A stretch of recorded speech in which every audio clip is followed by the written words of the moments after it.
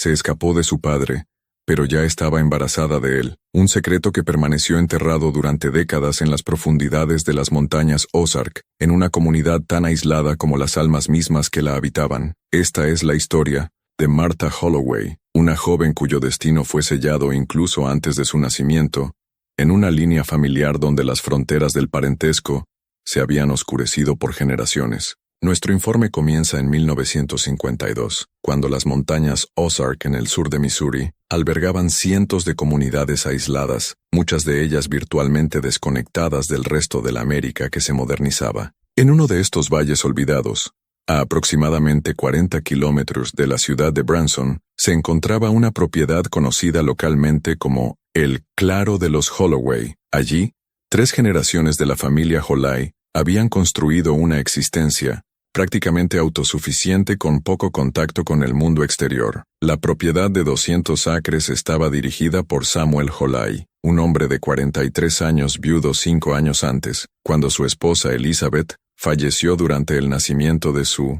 6º hijo, que tampoco sobrevivió. Samuel era descrito por los raros visitantes como un hombre imponente, de barba tupida y ojos grises que rara vez mostraban emoción. Su palabra era ley en la propiedad donde vivía con sus 5 hijos sobrevivientes. Lo que pocos sabían era que la familia Holloway ya llevaba la carga de varias generaciones de matrimonios entre primos. Samuel mismo era hijo de primos hermanos, al igual que su difunta esposa. Este patrón, que comenzó como una forma de mantener la tierra y los bienes dentro de la familia, durante la colonización de la región en el siglo XIX, se había convertido en una costumbre raramente cuestionada, incluso cuando las señales de problemas genéticos comenzaron a manifestarse. Entre los hijos de Samuel, la joven de 16 años Martha era considerada la más hermosa y saludable. De pequeña estatura, cabello castaño largo y ojos azules profundos que contrastaban con su piel clara, Martha mostraba una inteligencia y vivacidad que parecían haberse escapado del destino genético que estaba comenzando a manifestarse en sus hermanos menores. John, de 14 años, tenía una severa dificultad de aprendizaje. Thomas, de 12, sufría una malformación de la columna vertebral que limitaba sus movimientos. Rebecca, de 10, parecía normal, pero rara vez hablaba. Y el más joven, Elijah, de 8, nació con los dedos unidos, una condición que limitaba su destreza. El aislamiento de la familia no era solo geográfico, sino también cultural y social. Los niños Holloway recibían educación en casa, impartida por el propio Samuel, que había estudiado hasta el equivalente a la escuela secundaria. La religión practicada era una versión del cristianismo con Samuel como intérprete supremo de las Escrituras. El contacto con el mundo exterior se limitaba a los viajes mensuales de Samuel a la ciudad para comprar suministros que no podían producir y raras visitas de la familia a la iglesia local en las celebraciones de Pascua y Navidad.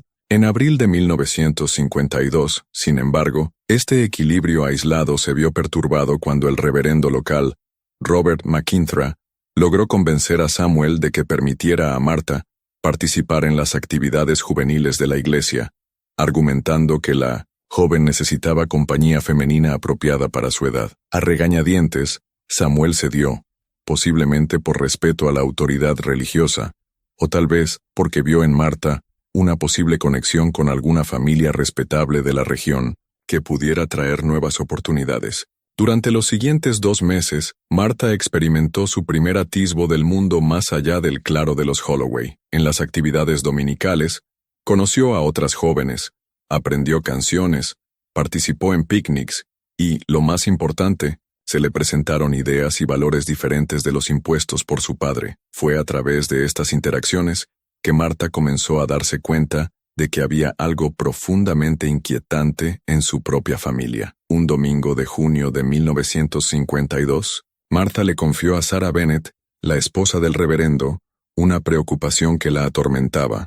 A veces, cuando mi papá regresa del pueblo, me mira de una manera que me pone la piel de gallina, dijo Martha. Es como si me viera, pero no como a una hija. Sarah, preocupada, le preguntó si Samuel había hecho algo inapropiado, a lo que Martha respondió solo con silencio y lágrimas. Sarah prometió hablar con el reverendo al respecto. El domingo siguiente, sin embargo, Samuel informó que Marta ya no podría participar en las actividades de la iglesia, alegando que tenía muchas responsabilidades en casa. Cuando el reverendo McIntyre visitó la propiedad para tratar de intervenir, fue recibido con una escopeta y la orden de no volver a pisar las tierras de los Holloway. Durante las semanas siguientes, los residentes más cercanos informaron haber escuchado gritos de la propiedad de los Holloway por la noche. A mediados de julio, el hijo mayor del vecino más cercano, mientras cazaba, vio a Marta sola lavando ropa en el arroyo que atravesaba la propiedad. Notó moretones en sus brazos y un semblante decaído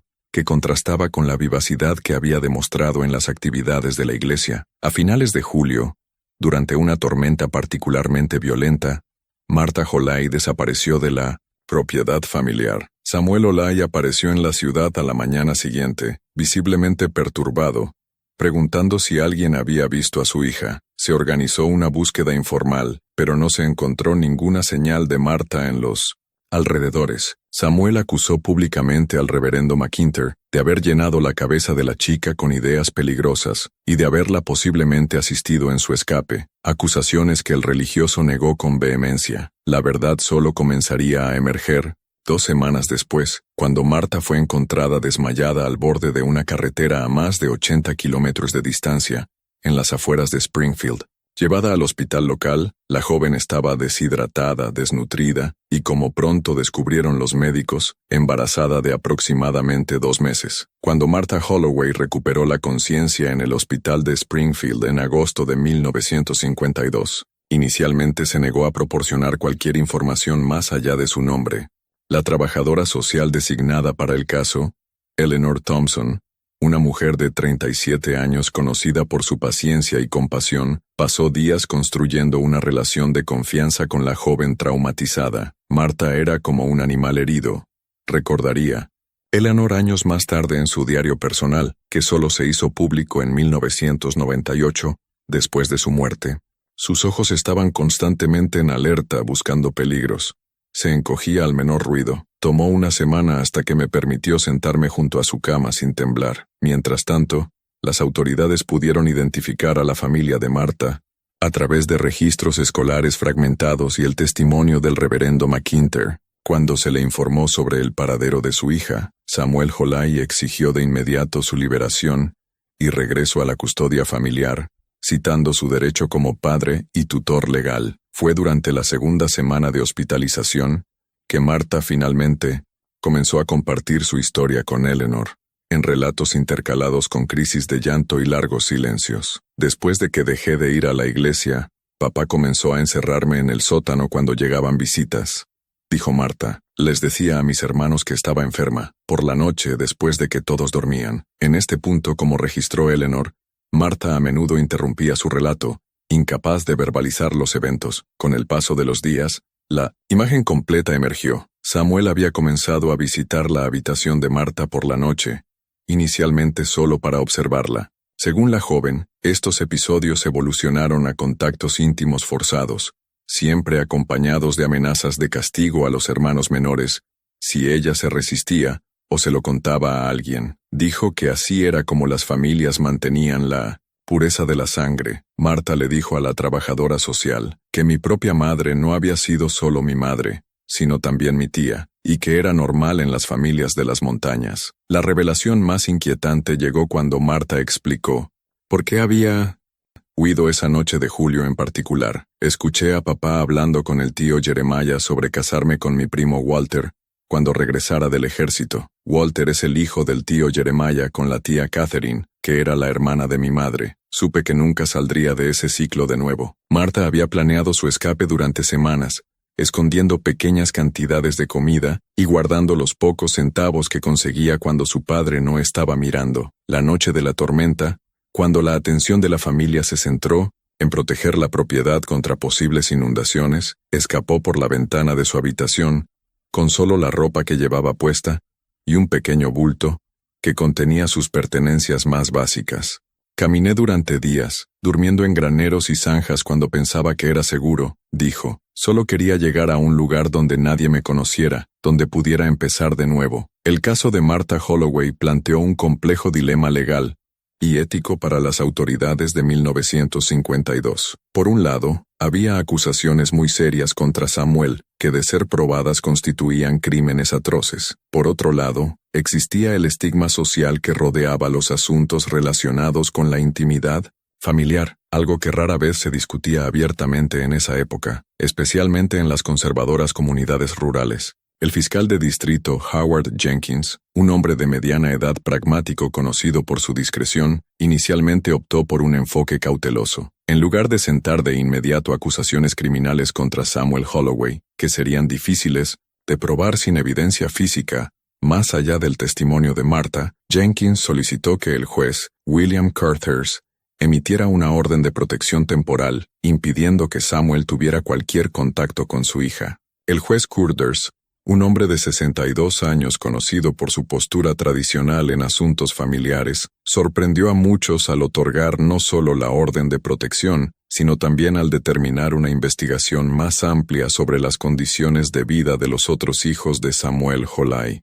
Las acusaciones hechas por la menor Martha Holloway son de naturaleza tan seria que esta corte no puede ignorar la posibilidad de que otros menores residentes en la propiedad Holloway puedan estar en riesgo, escribió el juez en su decisión de Loa, 28 de agosto de 1952. La investigación posterior reveló un patrón generacional de relaciones consanguíneas en la familia Holloway que se remontaba a al menos 4 generaciones. Los registros parroquiales y los certificados de nacimiento mostraban múltiples matrimonios entre primos de primer y segundo grado, y en al menos 2 casos anteriores, las relaciones entre tío y sobrina habían sido formalizadas a través de bodas falsificadas. El Dr. Harold Winters, un médico designado para examinar a los hermanos de Martha, documentó una serie de condiciones que atribuyó a los efectos de la consanguinidad prolongada. Los 4 menores tienen signos consistentes con problemas genéticos recurrentes en linajes consanguíneos, incluyendo discapacidades cognitivas,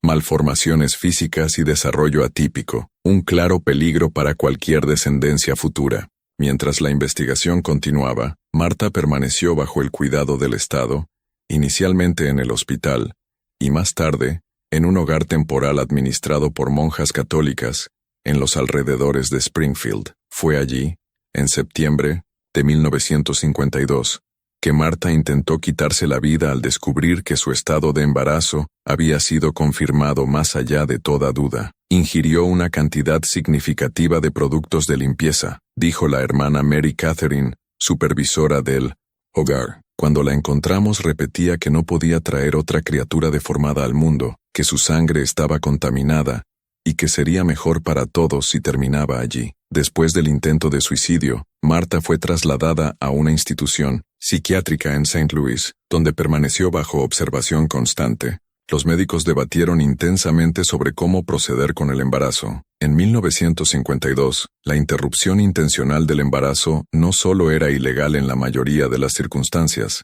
sino que también era considerada moralmente inaceptable por gran parte de la sociedad, incluso en casos extremos como el de Martha. El Dr. Lawrence Friedman, jefe de psiquiatría responsable del caso, describió en sus notas el dilema ético que enfrentaba.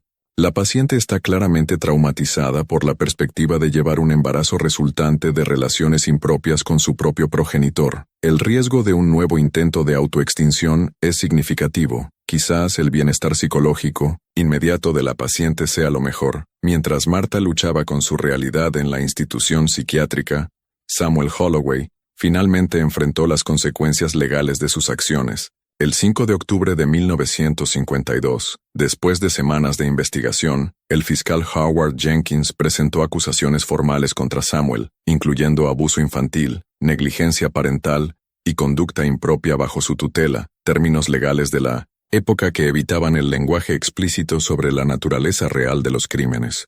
La comunidad local reaccionó con una mezcla de conmoción, incredulidad y, en algunos casos, defensa del acusado. Samuel siempre ha sido un hombre reservado, pero duro y temeroso de Dios, dijo un vecino al periódico local. Estas acusaciones deben ser un malentendido. Otros, sin embargo, especialmente las mujeres de la comunidad, expresaron que siempre habían notado algo inquietante en la dinámica familiar de los Holloway. Esos niños nunca sonreían, comentó una de las damas de la iglesia, y Marta, cuando comenzó a venir los domingos, parecía una flor que florecía al sol por primera vez. Había hambre en sus ojos, no de comida, sino de algo que nunca había tenido. El invierno de 1952-1953 fue particularmente riguroso en las montañas Ozark, mientras la nieve cubría las colinas y los valles, aislando aún más a las comunidades rurales. 3 dramas paralelos se desarrollaban, involucrando a los miembros de la familia Olay. En la institución psiquiátrica de St. Louis, Marta Olay, ahora de 17 años y en el 4º mes de embarazo, alternaba entre períodos de profunda depresión y momentos de inesperada claridad y determinación. El equipo médico había logrado estabilizar su estado emocional, lo suficiente como para que la joven ya no representara un peligro inmediato para sí misma, pero el trauma subyacente permanecía prácticamente intacto. Durante las sesiones de terapia, Marta comenzó a expresar preocupación no solo por su propio futuro, sino también por el destino de sus hermanos. Escribió el Dr. Friedman en enero de 1953. Es notable cómo, a pesar de todo lo que sufrió, mantiene un fuerte sentido de responsabilidad por los hermanos menores. La doctora Eleanor Blackwell, una de las pocas mujeres psiquiatras en Missouri en ese momento, gradualmente asumió el liderazgo en el tratamiento de Marta. Bajo su cuidado, la joven comenzó a procesar su trauma a través de la terapia ocupacional y la terapia de arte, actividades consideradas innovadoras para la época. Marta demuestra una notable aptitud para el dibujo, dijo la doctora Blackwell. Sus primeros dibujos retrataban exclusivamente escenas claustrofóbicas, sótanos oscuros, ventanas cerradas con llave, bosques muertos y densos. En las últimas semanas, sin embargo, comenzaron a emerger imágenes de puertas abiertas y caminos que se extienden más allá del horizonte. A mediados de enero, ocurrió un avance significativo cuando Marta expresó por primera vez curiosidad sobre el desarrollo del bebé que llevaba. Preguntó si el niño nacería necesariamente con problemas, si había alguna posibilidad de que fuera normal, a pesar de las circunstancias de su concepción, dijo la doctora Blackwell. Le expliqué de la manera más honesta y compasiva posible que si bien el riesgo de complicaciones genéticas era mayor debido a la consanguinidad, no era una certeza absoluta. Mientras Marta reconstruía lentamente algún sentido de esperanza, en St. Louis, la situación de sus hermanos se había convertido en objeto de un intenso debate legal y social. Tras el arresto de Samuel Holloway, los 4 menores fueron colocados temporalmente bajo el cuidado de diferentes familias adoptivas. Una decisión que el Departamento de Bienestar Infantil justificó como necesaria para evaluar adecuadamente las necesidades específicas de cada niño. John, el mayor de los hermanos de 14 años, fue colocado con la familia Patterson, agricultores metodistas con experiencia en acoger a niños con dificultades de aprendizaje. Thomas, de 12, debido a su condición física, fue asignado a los Williams, una familia donde el padre era enfermero y podía asistirlo en sus cuidados específicos. Rebecca,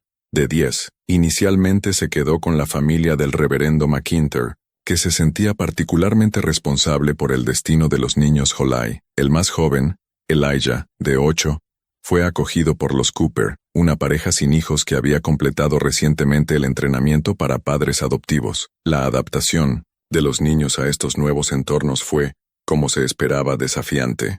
Los menores muestran comportamientos consistentes con un aislamiento social prolongado y exposición a dinámicas familiares traumáticas, dijo la trabajadora social Marian Hendricks en su informe de seguimiento de diciembre de 1952. Particularmente, notable es la tendencia de los 4 hermanos a comunicarse entre sí a través de gestos y expresiones que parecen constituir su propio idioma, posiblemente desarrollado como un mecanismo de protección. Rebecca, la hermana de 10 años que rara vez hablaba, sorprendió a todos cuando después de 6 semanas en la casa de los McIntyre, comenzó a comunicarse verbalmente, no con adultos, sino con la hija del reverendo, una chica de edad similar. La señora McIntyre informó haber escuchado a las niñas hablar en la habitación compartida, con Rebecca describiendo en detalles inquietantes los juegos especiales que su padre hacía que Marta jugara cuando creía que los otros niños estaban durmiendo. Estas revelaciones adicionales, aunque transmitidas a través del testimonio indirecto de un niño, sirvieron para fortalecer aún más el caso contra Samuel Olay, cuyo juicio estaba programado para marzo de 1953. Samuel, a su vez, permaneció en la cárcel del condado, negándose a admitir cualquier irregularidad e insistiendo en que sus prácticas familiares estaban protegidas por la libertad religiosa y el derecho natural de un padre a gobernar su propio hogar. Encontró un aliado improbable en su abogado designado por el Estado, Clayton Morris, un hombre extremadamente religioso que, aunque personalmente asqueado por las acusaciones, creía firmemente en el derecho constitucional de defensa para todos los acusados. Mi cliente refuta categóricamente las alegaciones presentadas y mantiene que sus acciones siempre han sido guiadas por el bienestar de su familia, dijo Morris a la prensa local. Cuestionamos la fiabilidad del testimonio de una adolescente emocionalmente perturbada y la legalidad de la forma en que los niños fueron retirados de la residencia familiar. El tercer drama se desarrolló en la propia propiedad de los Holay, ahora abandonada y bajo investigación continua. En enero de 1953, durante una búsqueda exhaustiva en el lugar, las autoridades descubrieron un compartimento oculto bajo el suelo de la casa principal, que contenía documentos familiares que se remontaban a 1865. Entre estos documentos había un diario perteneciente a Josiah Holay, el bisabuelo de Samuel y patriarca original de la familia en la región. Las entradas del diario, escritas entre 1865 y 1883, revelaron una filosofía inquietante que aparentemente había guiado las prácticas familiares durante generaciones. El mundo exterior está contaminado, pero nosotros, los Holay, mantendremos nuestra sangre pura, escribió Josiah en 1872. Cada unión con extraños diluye nuestra esencia. Cada matrimonio dentro de la familia fortalece nuestro legado. Así es como sobrevivimos cuando otros fracasan. Otras entradas describían cómo Josiah había aislado gradualmente a su familia del contacto con la comunidad más amplia, estableciendo un sistema de creencias que mezclaba interpretaciones bíblicas distorsionadas con teorías pseudocientíficas populares de finales del siglo XIX. Una entrada particularmente reveladora, fechada en 1879, describía cómo Josiah había arreglado el matrimonio de su hija mayor, entonces de 14 años, con su propio hermano menor, tío de la niña. Elizabeth inicialmente se resistió, como era de esperar de su naturaleza obstinada. Después de 3 semanas en el sótano de la casa de sanación, finalmente aceptó la voluntad divina y su responsabilidad con la pureza de nuestro linaje. Descubrimiento de estos documentos proporcionó no solo evidencia adicional contra Samuel, sino también un contexto histórico más amplio para comprender cómo las prácticas abusivas se habían perpetuado a lo largo de generaciones, camufladas bajo una fachada de aislamiento religioso y autosuficiencia. El 10 de marzo de 1953, el juicio de Samuel Holloway finalmente comenzó en el Tribunal del Condado, un evento que atrajo la atención no solo de la comunidad local, sino también de periodistas de St. Louis y Kansas City. El caso había ganado notoriedad regional, no tanto por los detalles específicos de las acusaciones, que los periódicos de la época trataban con extrema cautela y un lenguaje velado, sino por lo que representaba en términos de la tensión entre el aislamiento, las prácticas familiares y las normas sociales y legales en la evolución de la posguerra. El fiscal Howard Jenkins, consciente de la sensibilidad del caso y de las dificultades para obtener condenas en casos que involucraban relaciones familiares íntimas en ese momento, construyó su argumento en torno a los aspectos más fácilmente probables del comportamiento de Samuel: el aislamiento forzado de los niños, la privación de una educación adecuada, las condiciones insalubres de la propiedad descubiertas durante las investigaciones y los malos tratos físicos documentados por los médicos que examinaron a los menores.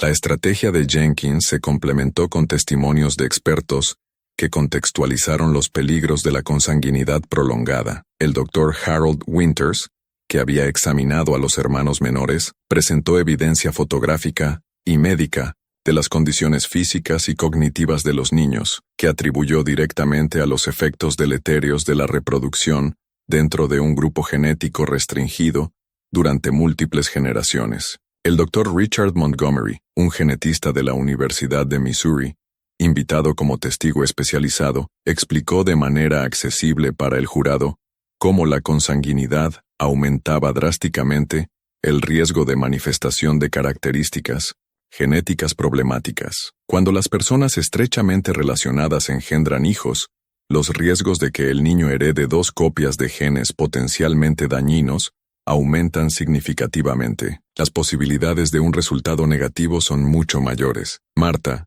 todavía en estado avanzado de embarazo, no asistió personalmente al tribunal. En cambio, su declaración fue presentada en forma de una declaración previamente grabada, en presencia de un juez, fiscal y abogado defensor. La decisión de no exponer a la joven al trauma adicional de enfrentar a su padre en el tribunal se tomó después de la recomendación expresa de la doctora Blackwell, quien advirtió que tal confrontación podría desencadenar una severa recaída en el estado psicológico de Marta.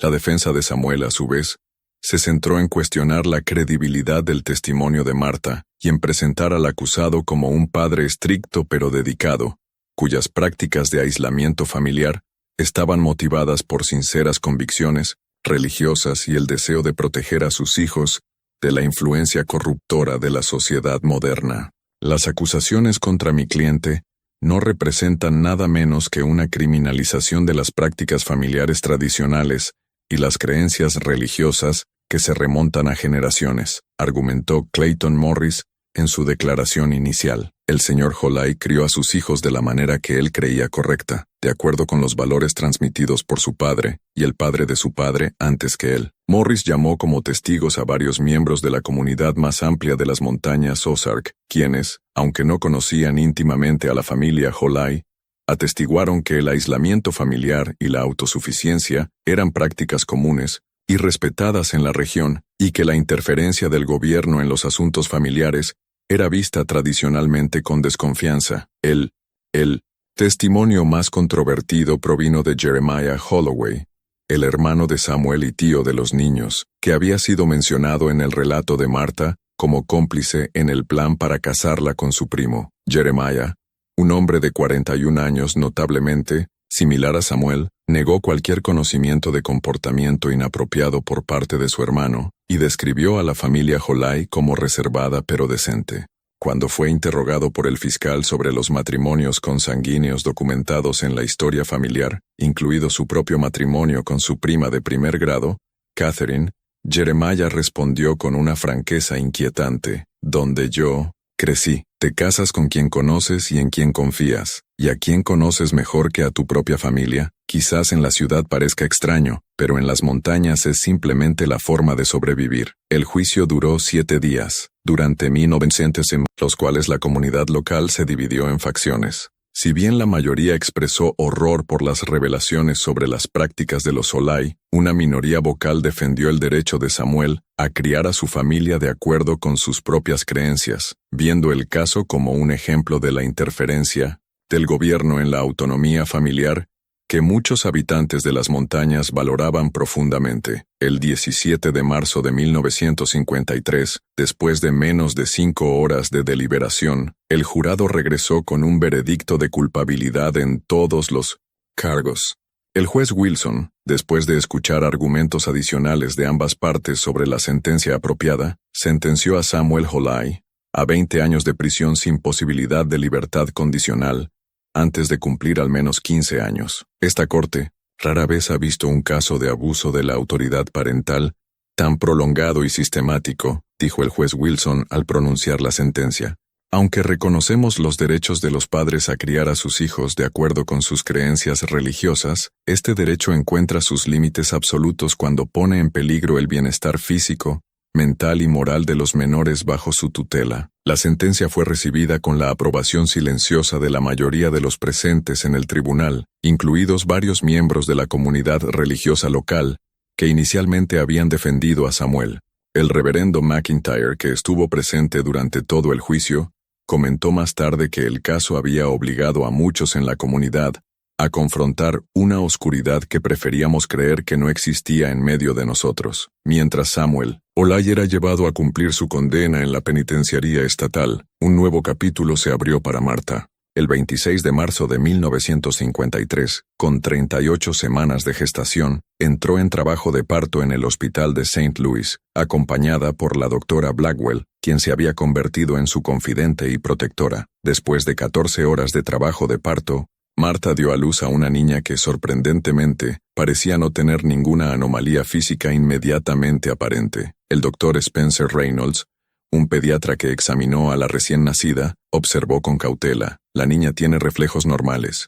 Todos los dedos de las manos y los pies están presentes y bien formados, y no hay signos visibles de anomalías faciales o craneales, comúnmente asociadas con casos de consanguinidad cercana. Sin embargo, algunas condiciones pueden manifestarse solo más tarde en el desarrollo. La cuestión del destino de la niña había sido intensamente debatida durante los meses anteriores. En circunstancias normales de la época, una madre adolescente soltera sería fuertemente presionada para entregar al bebé en adopción, especialmente considerando las circunstancias traumáticas de la concepción. Sin embargo, la doctora Blackwell había argumentado con vehemencia que forzar a Marta a separarse de su hija contra su voluntad constituiría un trauma adicional innecesario. Después de observar el desarrollo de la actitud de Marta hacia el embarazo, estoy convencida de que ha desarrollado un vínculo genuino con la niña que lleva, escribió la doctora Blackwell en su recomendación oficial a la Corte de Familia.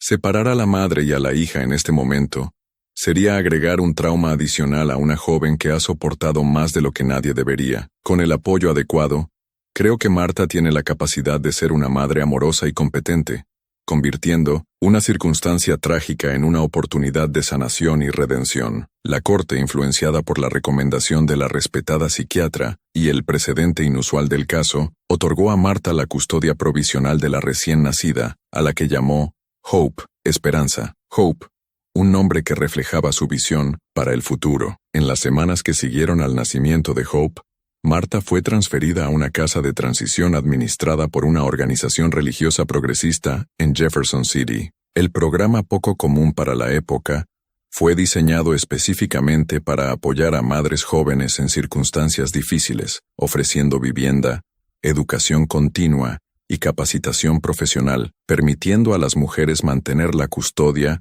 de sus hijos mientras trabajaban para construir vidas independientes. Marta demuestra una dedicación impresionante tanto a sus estudios como al cuidado de la bebé, dijo la señora Patricia Donovan, coordinadora del programa, en su informe de evaluación de abril de 1953. A pesar de su juventud y de las circunstancias traumáticas que la trajeron a nosotros, muestra una notable madurez y determinación. Además del bienestar de su hija, le preocupaba el destino de sus hermanos menores. De hecho, la situación de los hermanos de Marta se había convertido en un caso complejo para el sistema de asistencia social. Después de meses de observación, en hogares temporales, se habían completado evaluaciones médicas y psicológicas detalladas para cada niño, revelando un panorama preocupante de los efectos del aislamiento y la consanguinidad prolongada.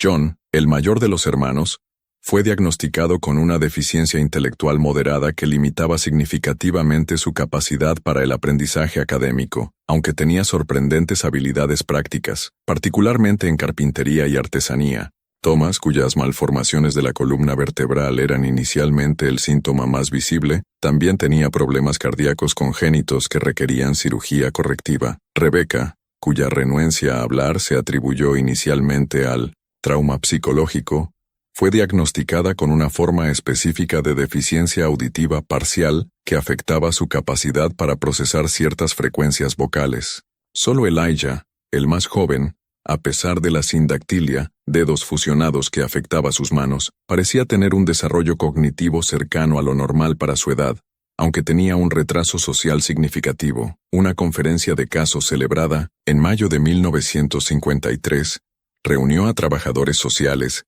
médicos, educadores especializados y representantes del tribunal para decidir el futuro a largo plazo de los niños Holai. La decisión unánime fue que ninguno de los niños estaba en condiciones de regresar a la propiedad familiar, incluso bajo la supervisión de familiares, una opción que se complicó por el hecho de que la investigación había revelado que prácticamente todos los familiares adultos de los Holai estaban implicados en mayor o menor medida en el sistema de matrimonios consanguíneos y aislamiento social. Los menores John, Thomas, Rebecca y Elijah Holai requieren niveles de intervención médica y educativa especializada que serían imposibles de garantizar en un entorno familiar convencional en la región de origen, concluyó el informe SIU. Oficial, Recomendamos la colocación permanente en instituciones que puedan satisfacer sus necesidades específicas, con disposiciones para mantener el contacto entre los hermanos y su hermana mayor, Marta. Esta recomendación, aunque formulada con las mejores intenciones y basada en evaluaciones profesionales, reflejaba el enfoque predominante de la época para tratar con niños con necesidades especiales, la institucionalización. Tal decisión sería ampliamente revisada y criticada en las décadas siguientes, a medida que la desinstitucionalización y la integración comunitaria se convirtieron en los enfoques preferidos, pero en 1953 parecía la opción más responsable, disponible. Marta reaccionó a la noticia con una mezcla de resignación y determinación. Ella entiende que sus hermanos, necesitan cuidados que no puede proporcionar en este momento, dijo la doctora Blackwell, después de informar a Marta sobre la decisión. Pero me hizo prometer que no serían olvidados, que no desaparecerían en algún sistema anónimo. Ya fueron invisibles durante demasiado tiempo, dijo. En los meses siguientes, mientras Marta se adaptaba a la maternidad y continuaba su propia recuperación, mostró una resiliencia extraordinaria. Completó el equivalente a la escuela secundaria a 1960 a través de un programa acelerado, aprendió mecanografía y habilidades administrativas, y comenzó a planificar un futuro que parecía imposible solo un año antes. En septiembre de 1953, hubo un giro significativo en el caso cuando un examen médico de rutina reveló que Hope tenía un sutil retraso en el desarrollo, posiblemente indicativo de problemas neurológicos subyacentes. Los médicos no pudieron determinar con certeza si esto estaba relacionado con la consanguinidad o simplemente era una variación del desarrollo normal, pero el descubrimiento afectó profundamente a Marta. Pasó 2 noches enteras sin dormir solo mirando a su hija, dijo la señora Donovan. Cuando finalmente habló de esto, Marta dijo algo que nunca olvidaré. No importa lo que le pase a Hope,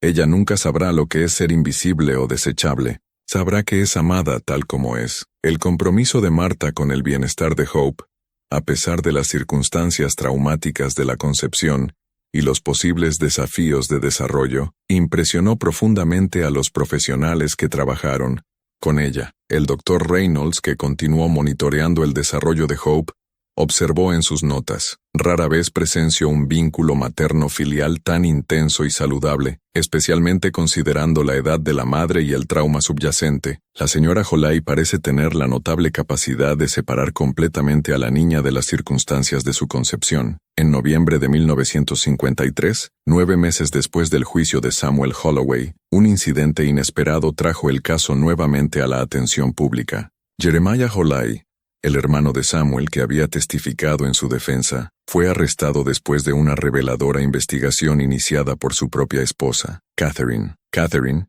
que había sido hospitalizada con lesiones graves, después de lo que inicialmente informó como una caída, le confió a una enfermera que en realidad había sido agredida por su esposo, después de cuestionar su atención a su propia hija, Beth, de 13 años. La enfermera, alertada por los paralelismos con el reciente caso Holay, notificó a las autoridades. La investigación posterior reveló que Beth Holloway mostraba signos de experiencias íntimas inapropiadas, y la niña finalmente confirmó que su padre había comenzado a visitarla por la noche, después del juicio de su tío Samuel, diciéndole que ahora era su responsabilidad mantener viva la tradición familiar. Jeremiah Holay fue arrestado y acusado de crímenes similares a Ominofur, los de su hermano. Durante las búsquedas en su propiedad, ubicada a unos 10 kilómetros del claro de los Holloway original, las autoridades descubrieron una colección de correspondencia entre Jeremiah y Samuel que se remontaba a décadas, que documentaba explícitamente cómo la familia había perpetuado sistemáticamente las prácticas de consanguinidad durante generaciones, justificándolas a través de una mezcla distorsionada de religiosidad, teorías pseudocientíficas sobre la pureza de la sangre y una desconfianza paranoide del mundo exterior. La carta más inquietante, escrita por Samuel a Jeremiah solo 3 meses antes del escape de Marta, detalla: estoy preparando a Marta para continuar nuestro linaje puro. Ella lleva lo mejor de nuestra sangre con pocos de los defectos que afectan a los demás. Si Walter no regresa del ejército a tiempo, puede que sea mejor para mí engendrar la próxima generación. Estas revelaciones adicionales no solo fortalecieron retroactivamente el caso contra Samuel, sino que también expusieron la extensión sistemática de las prácticas abusivas dentro del clan Holai, lo que llevó a una investigación más amplia, que eventualmente implicaría a 3 miembros adultos, más de la extensa familia en comportamientos similares. Para Marta, la noticia sobre su tío trajo sentimientos complejos. Expresó tanto validación, porque su testimonio se había confirmado, fundamentalmente, como una profunda tristeza por su prima Beth, que ahora enfrentaba un trauma similar al suyo. La doctora Blackwell informó que Martha solicitó específicamente la oportunidad de escribir una carta a Beth, diciendo que quizás la única persona que puede entender realmente por lo que está pasando es alguien que ha vivido la misma pesadilla. La carta que Marta escribió a Beth, conservada en los archivos del caso y más tarde publicada con permiso como parte de un estudio sobre supervivientes de trauma familiar, se ha convertido en un documento notable por su compasión y sabiduría, más allá de los años de su autora. Querida Beth, no me conoces, pero somos primas. Más importante, somos supervivientes de la misma oscuridad. Quiero que sepas 3 cosas que me tomó mucho tiempo aprender, pero que lo cambiaron todo para mí. Primero, lo que pasó no fue tu culpa. Nada que hayas hecho o pudieras haber hecho lo habría prevenido. Segundo, no estás contaminada ni arruinada. Lo que hicieron con nuestros cuerpos no define quiénes somos. Existe la posibilidad de un mundo donde nosotras decidamos quiénes seremos. El verano de 1954 trajo cambios significativos para Marta, Holloway y su hija Hope, ahora de 15 meses. Gracias a su desempeño excepcional en el programa de transición y el apoyo continuo de la doctora Blackwell, quien se había convertido no solo en su terapeuta, sino también en una mentora informal, Marta logró conseguir un trabajo como asistente administrativa en una clínica médica en Columbia, Missouri, lo suficientemente lejos de las montañas Ozark para ofrecer un nuevo comienzo, pero lo suficientemente cerca para permitir visitas regulares a sus hermanos. Marta demuestra una notable capacidad para transformar su experiencia traumática en motivación para ayudar a los demás, dijo el Dr. William Harrington, director de la clínica que la contrató. Su empatía natural combinada con su conocimiento de primera mano de las fallas del sistema la hace excepcionalmente efectiva para ayudar a los pacientes a navegar por servicios sociales y médicos complejos. Hope, si bien presentaba leves retrasos en el desarrollo que requerían terapia regular, era una niña alegre y socialmente bien adaptada, con un talento particular para la música y el arte. Los médicos se mantuvieron cautelosamente optimistas, notando que muchos de los problemas que inicialmente temían no se habían manifestado. Si bien algunas dificultades sutiles de coordinación motora fina y procesamiento sensorial están presentes, la niña demuestra un desarrollo cognitivo y emocional dentro de los parámetros aceptables para su edad, dijo el Dr. Reynolds en su evaluación de seguimiento de junio de 1954. Marta había establecido una rutina estructurada, dividiendo su tiempo entre el trabajo, el cuidado de Hope y las visitas mensuales a sus hermanos, que estaban alojados en 2 instituciones diferentes, John y Thomas en el Instituto Hadley para Necesidades Especiales, y Rebecca y Elijah en el Centro Estatal de Rehabilitación Infantil de Springfield. Aunque las instituciones estaban a más de 100 kilómetros de distancia entre sí, Marta se propuso visitar ambas regularmente, a menudo viajando en autobús durante horas para pasar unas horas preciosas con cada par de hermanos. Es notable el efecto que las visitas de Marta tienen en el comportamiento y el bienestar emocional de los niños Holai, dijo el Dr. James Peterson, psicólogo del Instituto Hadley. John en particular, que generalmente demuestra poca respuesta emocional a las interacciones sociales, se transforma por completo en presencia de la hermana. Su lenguaje se vuelve más claro, su afecto más apropiado, y muestra un sentido del humor que permanece oculto en otras circunstancias. En octubre de 1954, tuvo lugar un evento significativo cuando el reverendo McIntyre y su esposa, que habían mantenido contacto con Marta durante todo el proceso, visitaron Columbia con una propuesta inesperada. La pareja, ahora de unos 50 años, con hijos adultos que se habían ido de casa, se ofreció a adoptar a Rebecca y Elijah, los 2 hermanos menores de Marta, que presentaban los desafíos médicos menos graves. Después de mucha oración y reflexión, llegamos a la conclusión de que Dios nos está llamando a ofrecer un hogar a estos niños, explicó el reverendo McIntyre a Martha durante la reunión. No podemos deshacer lo que se les hizo, pero podemos ofrecerles una familia amorosa y el cuidado que se merecen. La propuesta colocó a Martha en una posición emocionalmente compleja. Por un lado, la oportunidad de que sus hermanos menores estuvieran en un ambiente familiar genuinamente amoroso, en lugar de una institución, parecía un milagro inesperado. Por otro lado, sentía una profunda responsabilidad por todos sus hermanos, y le preocupaba que la separación de John y Thomas pudiera ser interpretada como un abandono.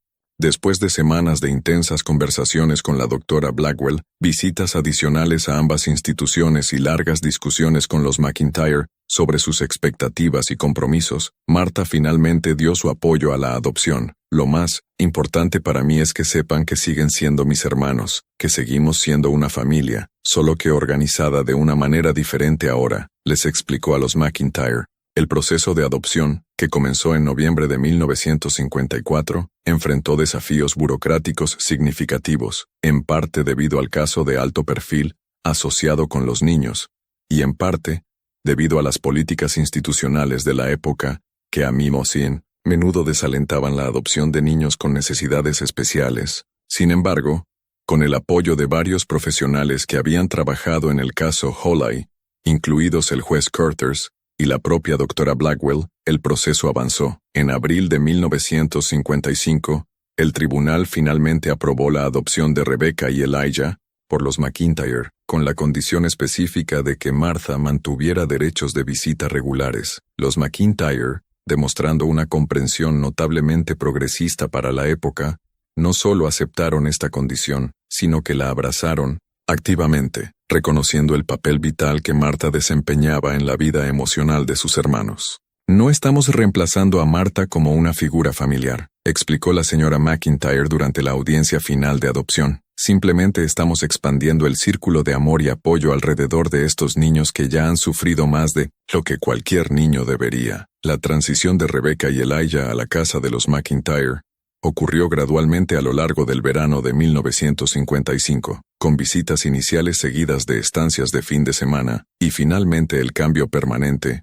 En agosto, Martha participó activamente en el proceso, trabajando con terapeutas y educadores para asegurarse de que la transición fuera lo menos traumática posible. John y Thomas, mientras tanto, permanecieron en el Instituto Hadley, donde continuaron recibiendo el tratamiento especializado que sus condiciones demandaban. John, ahora de 17 años, había desarrollado considerables habilidades de carpintería, bajo la guía de un instructor paciente, creando piezas de madera sorprendentemente intrincadas y hermosas a pesar de sus limitaciones cognitivas. Thomas, de 15, se había sometido a 2 cirugías correctivas en su condición espinal, y aunque aún enfrentaba desafíos de movilidad significativos, mostró un progreso constante en su rehabilitación física. Martha continuó visitándolos, fielmente, llevando a Hope con ella en cada visita para asegurarse de que la niña conociera a sus tíos desde una edad temprana.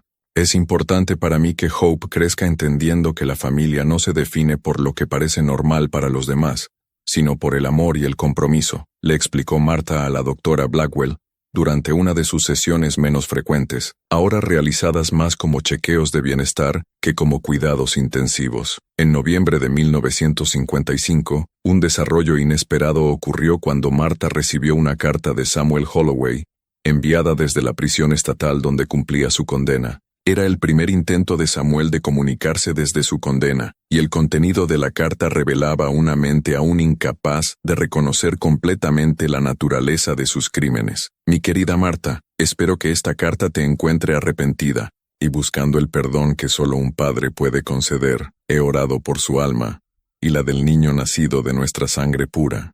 El mundo intentará convencerla de que lo que tuvimos estuvo mal, pero tú y yo sabemos la verdad sobre nuestra misión especial. Cuando sea liberado, reconstruiremos nuestra familia como debe ser. Amoroso Samuel Holloway. Martha, profundamente perturbada por la carta, se la entregó de inmediato a las autoridades y solicitó una orden de restricción formal, que fue concedida rápidamente. El incidente, aunque angustiante, sirvió como un claro recordatorio de cuánto había progresado en su propia recuperación.